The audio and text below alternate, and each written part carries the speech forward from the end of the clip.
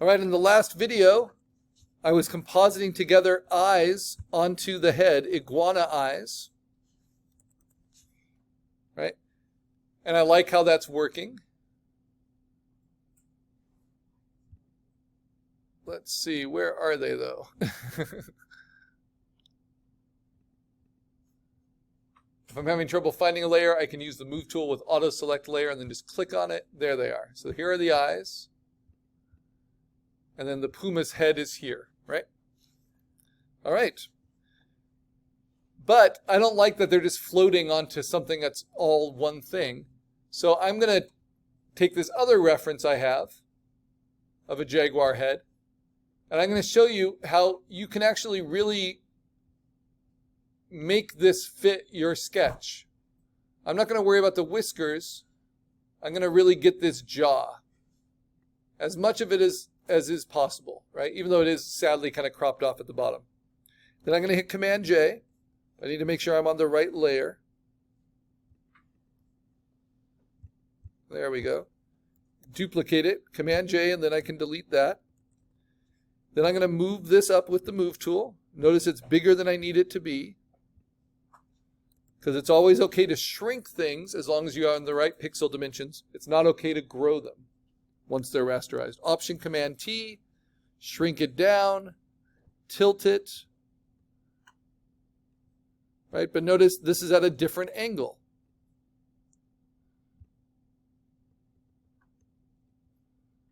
And so it gives me the opportunity to play with the proportions of this face, right? So now I'm going to use warp, and I'm going to use it within reason, just like I did with the eye, to change the direction of this mouth.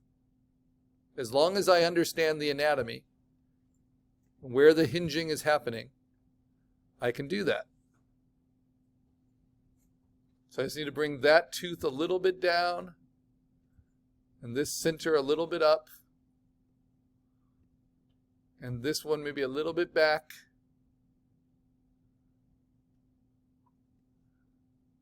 Like a rolling cookie dough, right? And I can widen it, the expression a little bit, and there we go. Now, even though the colors don't match, and the silhouette doesn't yet match, but watch, I can fix that. Boom.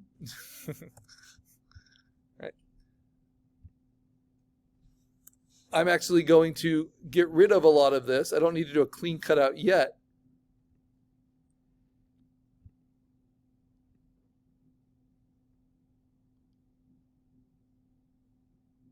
But I know I don't want that edge. Right? And I know I don't need this bottom part here. But I do need a little bit of that lower jaw.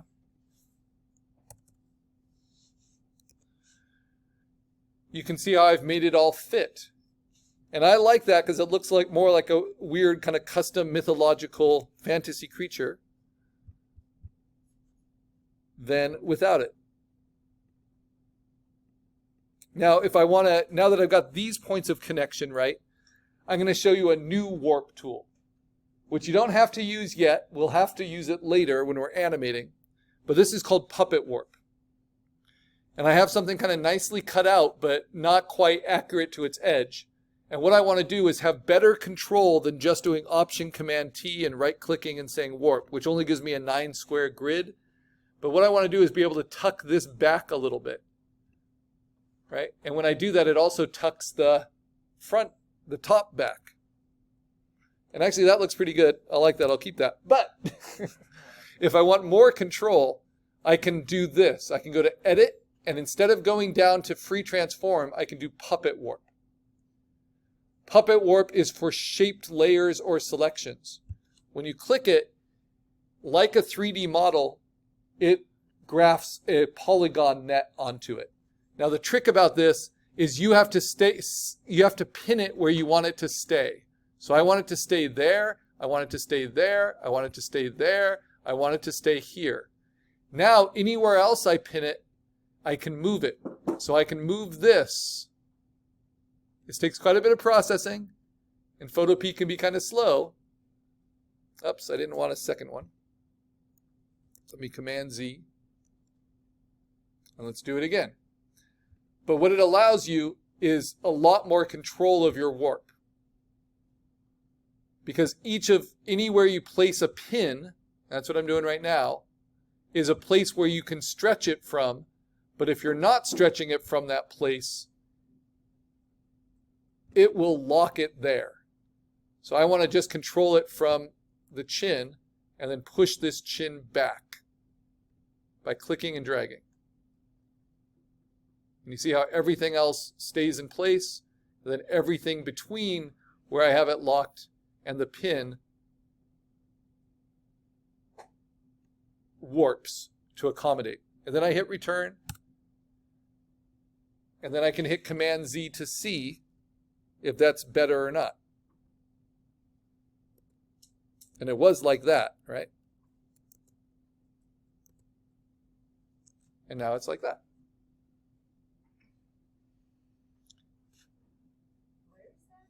So that's under Edit, just like the Transform, which is Option Command T. It's just a very specific type of warp called Puppet Warp. And it doesn't work on whole rectangular layers. You have to have kind of a rough cutout of it for floating shapes. It's very helpful in animation. And we'll be using it later. But if you find it useful for making things match in perspective, this is a good time to try it on components. Okay, now I've got my head. The only other component I was thinking of for my head were these like little spikes. And I'm getting a little too cutesy and fancy for my quick demos. But, you know, I like the things that I make and I want to make it cool, so I tend to overdo it. But that would mean that I would need to work outside of class time, usually. And I'm trying to demo all these things within class time and still helping, right? But just to mock it up really quickly, I would do the same things. So I would put it where I think it would go, like that. I could Option Command T and warp it. I don't need to worry about Puppet Warp for something like this. And just kind of stretch it to fit in the middle of the head. And then I could rough cut it. Notice I'm not using the magic wand. But I'm just going to rough cut it. So I get a sense, of how things are placed. So if I select around this ear, down to here, I can cut all of that out from this. Right? And then I'm pretty safe with this source using the magic wand with contiguous, just to get rid of this background stuff roughly. And I get a sense of how those are going to layer together for the head. And then if I want to, with the Puma, which is still a smart object, I can just rough cut around that. I am aware that the ear isn't fully complete. I kind of like the forked chin. I think I'll keep that. And then I'm just going to duplicate that and erase the smart object. Okay, now I've got a rough cut head. I don't think I need more. Yeah, I don't think I need that. Whoops, I do need that. I don't need this one. So what I'm going to do is select all those layers. That's 5 layers just making the head right now. Put them into a layer group and call that layer group the head. And now the head is the most important thing. It's like the engine for the car, but I can take that layer group, and as long as I don't have auto select layer selected, I can move it all together. And I can kind of move it to the center of the floor. And now I've got the head and I've got some feet. But I need all the connections between them. And I'm really hoping that this pangolin body is going to do a lot of that for me. So what do I do with it? Well, it's still a smart object. I'm going to free transform it. And try to match the curve and warp it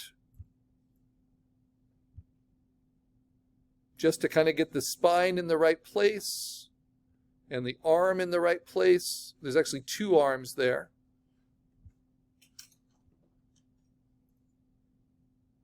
I'll tuck it up a little bit. And then the legs are pretty much in the right place for the haunches. And if I don't have time for a snake tail, the pangolin has a pretty cool tail on its own, right? Because I still have wings to go. Then I'm going to move that between the head and the feet. So I need the head on top, then I need the feet on top. But I'm going to erase out the pangolin in two sections. I'm going to take the front half through the rib cage like that, and I'm going to duplicate it. And I'm going to move that above the feet. Whoops. Let me do it this way. There we go. Right?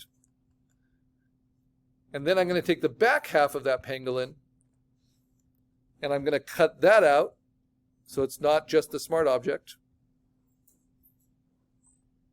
which is mostly the tail and the back ridge. And I'm going to duplicate that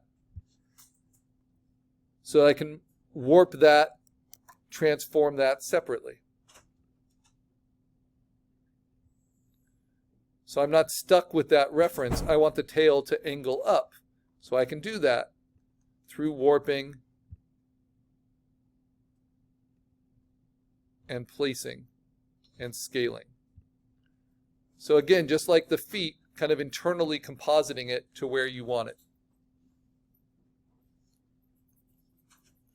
All right, the last thing are the wings. And